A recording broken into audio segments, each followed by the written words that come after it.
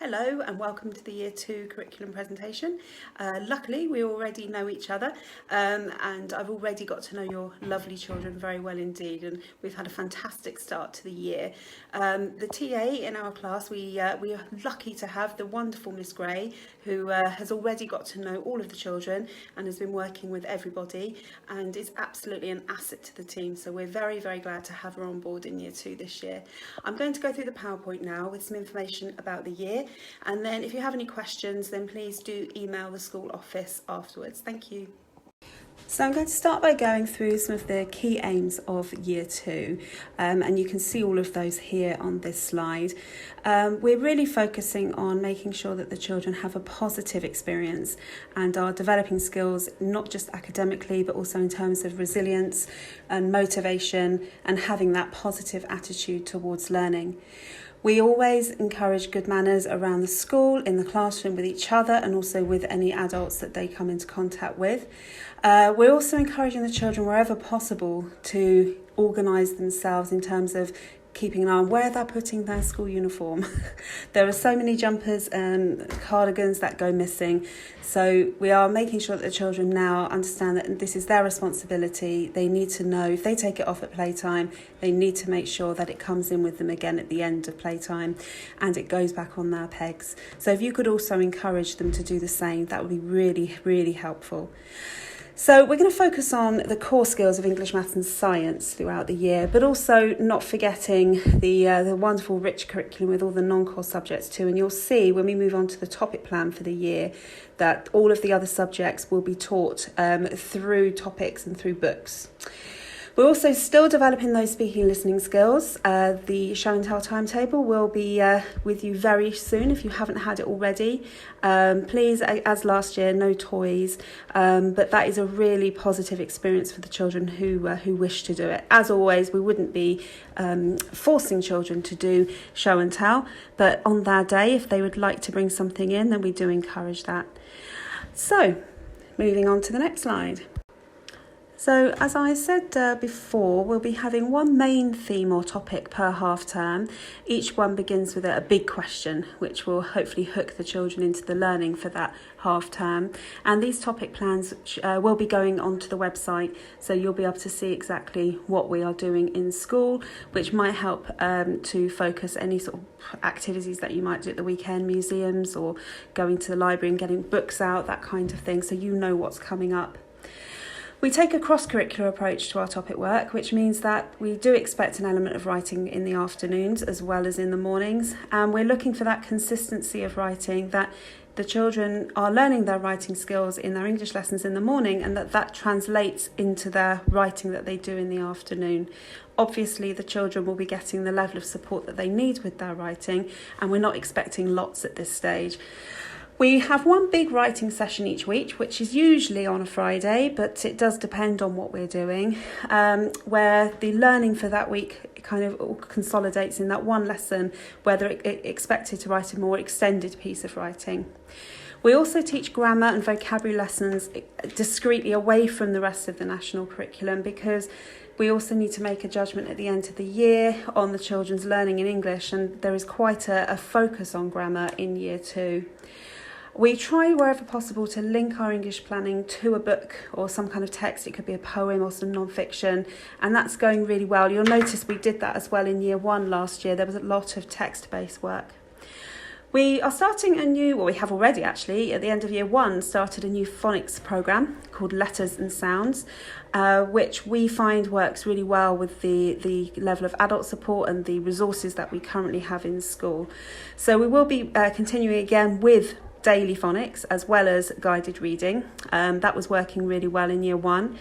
We're still using the spelling programme, which came with the Read, Write, Ink package, which we were using before, because that was a really helpful systematic way of teaching spellings. We do that in school though.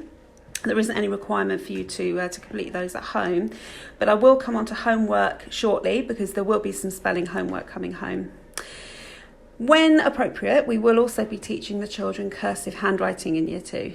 Now, in order to be able to do that, the children need to be forming their letters correctly in order to be able to join them. So we're working hard at the moment on start and end points when we're writing.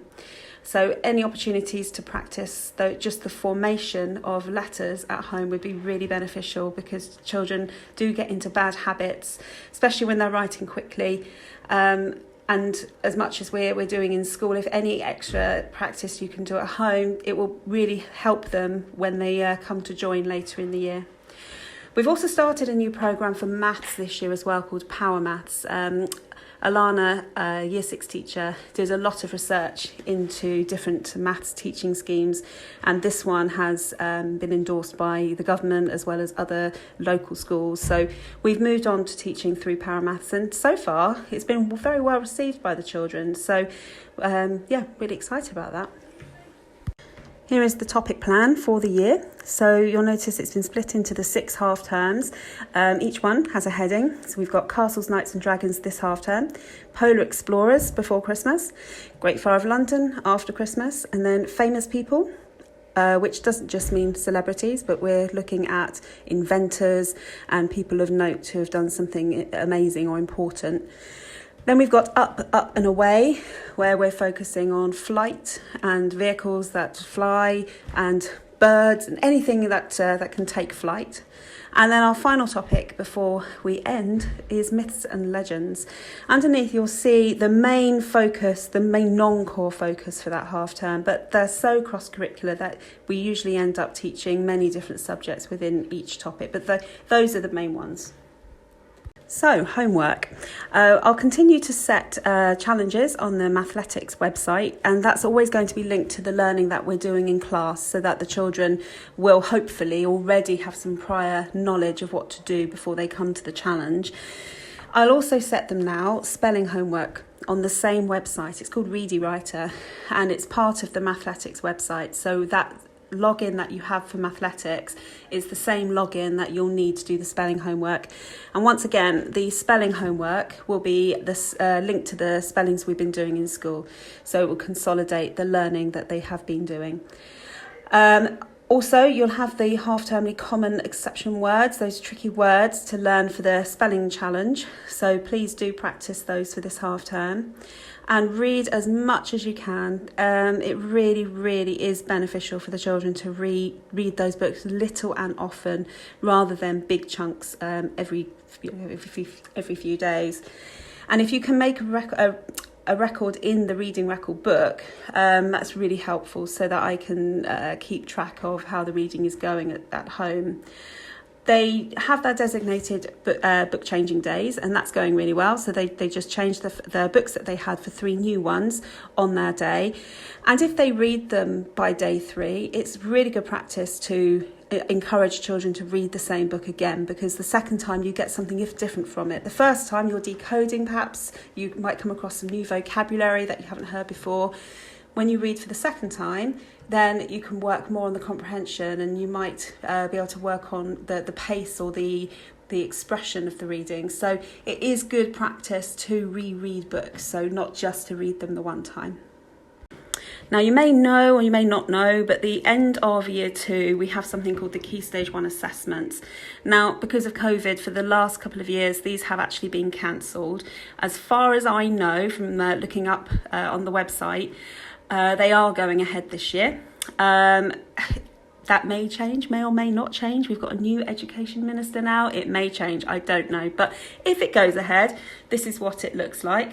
So the children have 2 reading assessments. Both of them focus on reading comprehension skills, and 2 maths assessments. One of those is arithmetic and one of those is reasoning.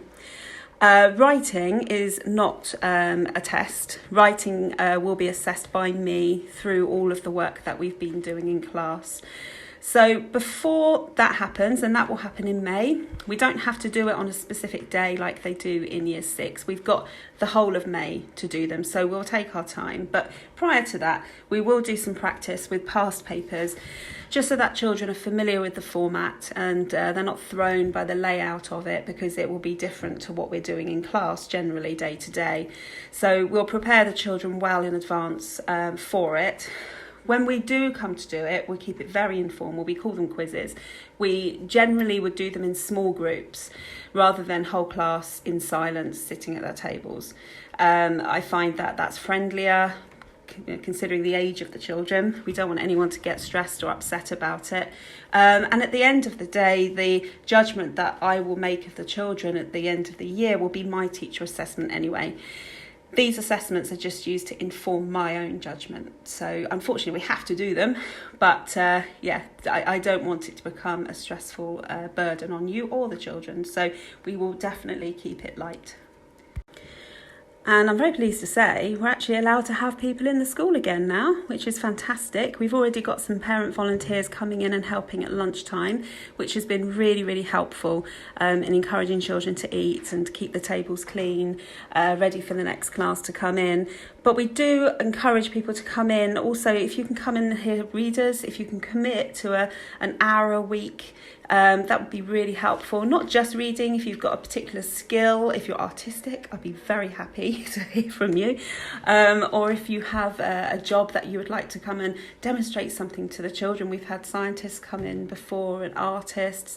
It just helps to enrich the curriculum. So if you can offer something regular, that would be amazing. But even if you just can offer a one-off session coming and showing something to the children, that would be amazing too. So please do get in touch if you can offer anything.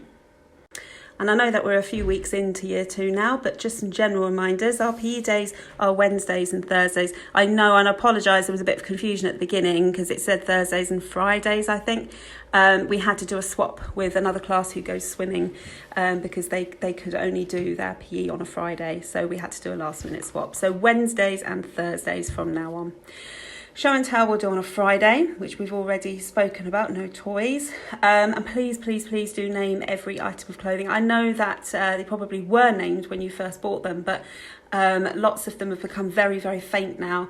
And sometimes when pieces of uniform are handed down in families or between families, we don't always know that actually belongs to a certain child because it's got someone else's name in. So please, if you can, just double check everything has a name. That would be fantastic. Well, thank you for listening. If you do have any questions or anything you need to know the answer to, then please do email the school office and I'll get back to you as soon as I can. Thank you.